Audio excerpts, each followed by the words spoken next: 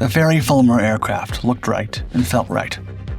Comfortable and pleasant to fly, Captain Eric Winkle Brown remembered about the type, quote, "There was little with which the most fastidious of pilots could find fault in its handling." The unsung hero rose to the turbulent skies of the early 1940s, protecting Britain's naval fleets.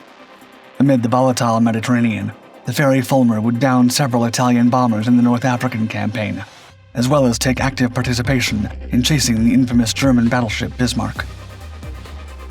Born from the tug-of-war between the Royal Navy and the Royal Air Force, the type emerged as a beloved and trusted aircraft. As Brown said, quote, "In short, everybody liked it." In the swirling currents of the 1930s, the Fleet Air Arm, the aviation branch of the Royal Navy, was undergoing an identity crisis of sorts. It was in an odd position, having its wings, so to speak, clipped by its more robust, land-focused counterpart, the Royal Air Force. With Europe's geopolitical landscape shaping up and Nazi Germany looming large, Britain envisioned no significant fighter threat from the seas, given Germany's lack of aircraft carriers. Instead, the emphasis shifted towards long-range, heavy armament and the crucial ability to navigate the vast and unpredictable oceans, especially under the cover of night or the veil of inclement weather. The RAF's belief was steadfast. Land-based aircraft could tackle any and all aerial threats. In their estimation, any skirmishes beyond the horizon of land-based aircraft were of negligible concern. Still, this matter raised the question of why the RAF wanted to control naval aircraft if they didn't think they were that relevant to their cause. Regardless, this bureaucratic back and forth led to significant consequences for the Royal Navy during the 1930s. The offspring of such oversight were machines like the Blackburn, Skua, and Rook, naval aircraft that were, to put it mildly, not up to par. While the Royal Navy and RAF's skeptical views on each other's capabilities were often voiced, these sentiments seemed justified during the tumultuous development of the Blackburn naval fighters. These new kids on the block, the Skua fighter dive bomber and the somewhat misguided Rook turreted fighter, were supposed to revolutionize naval warfare. However, even before they could spread their wings in service, it became abundantly clear these aircraft would be sitting ducks against the advanced German bombers and fighters. The German threat highlighted another troubling revelation. There would be a wide capability gap before the fleet could welcome a new fighter. Time was of the essence. The British Royal Navy grappled with an urgent need for an aircraft armed to the teeth with advanced deck landing gear. They envisioned fighters that could not only escort bombers deep into enemy territories, but also had the agility to pursue lurking reconnaissance aircraft and the stamina to undertake reconnaissance roles themselves. But it was not just about landing. It required an intricate array of arrestor hooks and catapult stressing. Furthermore, these aircraft had to be equipped with cutting-edge navigational tools, radios, and direction-finding gear. Taking a page from the RAF's playbook, the Royal Navy also sought to instate naval-trained observers responsible for navigating the treacherous skies and operating the equipment. But in this era, shaped by burgeoning technologies and strategic rethinkings, the fleet fighter was seen by many as redundant, its abilities capped by inherent constraints. Moreover, the RAF's skepticism towards carrier-based fighters was deeply entrenched. For them, these aircraft, bound by the rigorous demands of carrier operations, would never hold their own against their land-based counterparts.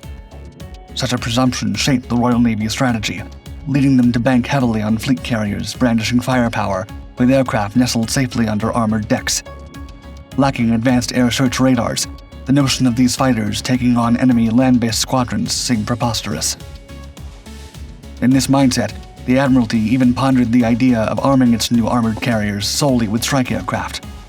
But the voices from the field, those who touched the skies and tasted the salt of the seas, begged to differ.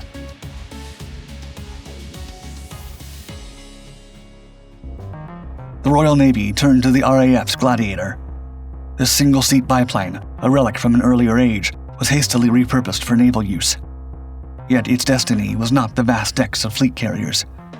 Only a handful of these sea gladiators would taste the salt and storms of the sea between 1939 and 1940, shielding the Royal Naval Air Stations from threats above, serving as a training ground, and allowing FAA pilots to get a taste of the fighter-type aircraft's capabilities.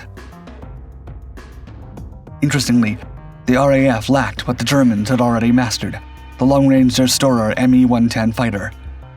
It was back to the drawing board for the British. But amidst these challenging circumstances, a glimmer of hope emerged. Contrary to the common conceptions, the renowned Fulmar did not stem from the Fairey battle airframe. Instead, its roots trace back to the RAF's desire to augment its Fairey battle force with a rapid light bomber. Fairey and Hawker were commissioned to craft prototypes, but the program was terminated early. Yet Fairey's promising P-434 fast light bomber prototype arose from this setback. Born from the British Air Ministry's specification P-434, the design was the answer to a call for a light bomber, but not just any bomber, a dive bomber. Alongside Fairey's offering, the race was joined by the Hawker Henley and an ambitious though unbuilt design from Gloucester. While the P-434 boasted an impressive maximum speed of 284 miles per hour, it was outdone by the rival Henley, which darted through the skies at a blistering 300 miles per hour. Despite the Henley speed advantage, fate had other plans, and it found its destiny in a humbler role as a target tug. From these contesting designs, however, a new hero would rise. The new type was not merely the P-434 reborn, but reshaped and reforged for naval might. Specification 0838 underscored the urgent need for a fleet defense fighter, tailored to the unique challenges of naval warfare, or more precisely, a two-seater fighter geared for observation and fleet defense, for the presence of a navigator and wireless operator was deemed essential. Later, renowned World War II test pilot Captain Eric Winkle Brown would recall that, quote, "Sitting imprisoned in the observer's seat of a Fulmar, from which you can see nothing dead ahead, while your trembling pupil gropes for the deck, must be one of the most hair-raising experiences on record." While similar to the older Fairey battle, the Fulmar showcased some design improvements and a more aerodynamic silhouette. Its foldable wings, for instance, were notably shorter by 16 inches. On January 13, 1937, at Fairey Aviation's Great West Aerodrome, now part of London Heathrow Airport, the prototype P-434, identified as K5099, took its inaugural flight with test pilot Chris Stanland. After initial tests, minor adjustments elevated the tail by 8 inches. By 1938, this aircraft was officially named the Fulmar. In recognition of its potential, a bold decision was made that same year, with an order for 127 units. The prototype, intended to revolutionize naval air power, took flight initially as a flying mock-up. It was powered by a single Rolls-Royce Merlin III engine, a beast in itself, boasting an impressive 1,080 horsepower. But even with such a powerful engine, the prototype's maiden voyages were underwhelming, reaching only 230 miles per hour. So the team created a new power plant from scratch. To boost the Fulmar's prowess in the skies, the Merlin 8 engine was tailored specifically for this aircraft, with its supercharging fine-tuned for low-altitude missions. Coupled with many aerodynamic tweaks to the airframe, the Fulmar prototype saw a significant improvement in its speed, soaring at 265 miles per hour at altitudes of 7,500 feet. Given Britain's dire need for state-of-the-art fighters for its naval fleet, the Fulmar's performance was begrudgingly deemed satisfactory. It was, after all, a derivative of an existing model, and thus promised quick mass production. By mid-1938, the Royal Navy was already planning an impressive fleet of 127 Fulmars. Interestingly, the aircraft also caught the eye of the Danish Navy, who considered producing it under license. However, a looming shadow of World War II crushed such ambitions. Even though designers proposed a floatplane variant of the Fulmar, this aquatic dream never took flight. January 4th, 1940, was a defining moment in Fulmar's history, when the first production aircraft spread its wings from Fairey's base at RAF Ringway, Manchester, to begin its successful, if humble, career. As Captain Brown put it, quote, "The fact that so short a time elapsed between initial production deliveries and first combat missions spoke volumes for the basic rightness of the Fulmar." Aviation aficionados often marvel at late-war powerhouses like the Corsair, Hellcat, and Seafire, which dominated the skies by 1945, casting a shadow over earlier marvels. Yet nestled within aviation history, the 1940-introduced Fulmar deserves its moment in the spotlight. The Mediterranean of those years was a hotspot of naval skirmishes. In this volatile backdrop, the Fairey Fulmar emerged as a protector of fleets and guardian of convoys, shaping carrier-air group dynamics. Judging the Fulmar alongside the war's concluding technological wonders might seem instinctual, but a genuine evaluation takes us to 1940. That year, the Fulmar, despite certain constraints, began its career with the HMS Illustrious, introducing the inaugural squadron of the Fleet Air Arm's Fulmars. The Fleet Air Arm envisioned the Fulmar as a dual-purpose two-seater, adept at communicating key observations and navigating vast seas. This design rendered it bulkier and less agile compared to swift single-seater foes, particularly in the intense Mediterranean environment. Nevertheless, Fulmar's extended reach became its trump card. In 1941, it had a strategic, albeit secondary role in tracking the famous German battleship Bismarck, with Fulmars from HMS Victorious serving as aerial scouts. During the North African campaign, starting in September 1940, the Fulmar guarded convoys headed to Malta under siege.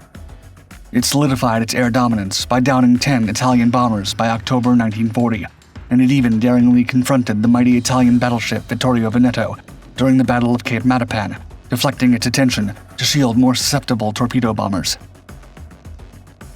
Beyond the Mediterranean, the Fulmar graced other battlefields, aiding in perilous Arctic convoys and the unfortunate Operation EF against Axis installations.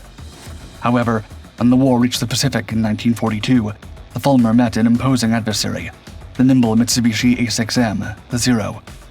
Here, the Fulmar's weaknesses were stark, resulting in 6 of them succumbing to the fleet-footed Zeros and foreshadowing its decline. By January 1941, the world was introduced to the improved Fulmar Mark II. This iteration was more than a cosmetic upgrade. It came equipped with a robust Merlin 30 engine and could carry substantial fuel or even bombs. Testing in October 1941 showcased its impressive range of 1,100 miles, courtesy of its 60-gallon drop tank. Further testing in June 1942 revealed its bombing capacity, safely deploying a 500-pound payload during dramatic dives. Intriguingly, some Fulmars were launched directly from catapults aboard merchant vessels. This tactic was part of a larger strategy to bolster convoy defenses during the war. By 1942, it became evident that the Fulmar needed an upgrade. New, agile fighters like the British Hawker Sea Hurricane and the American Grumman Martlet began replacing it. Yet in the Mediterranean, the Fulmar continued to soar, defending Malta convoys until 1942. Even as its days as a primary fighter waned, the Fulmar found new life in reconnaissance and as a training aircraft. Throughout the war, 20 squadrons were equipped with the Fulmar, making it an integral part of naval aviation. It boasted a record of downing 112 enemy aircraft, crowning it as the Fleet Air Arm's leading fighter in terms of victories. But by February 1945, the Fulmar's frontline days were over. While about 100 Fulmars were converted to night fighters, they achieved only modest success. Some tales even speak of a Fulmar captured by Vichy French forces in 1941, turning the British machine against its creators. Despite its limitations, pilots admired the Fulmar. It had a pleasant flight character, excellent deck handling due to its spaced-out undercarriage, and impressive fuel capacity. Many of the Fleet Air Arm's fighter aces, like Sub-Lieutenant Jackie Sewell and Stanley Orr, earned their laurels in the cockpit of a Fulmar.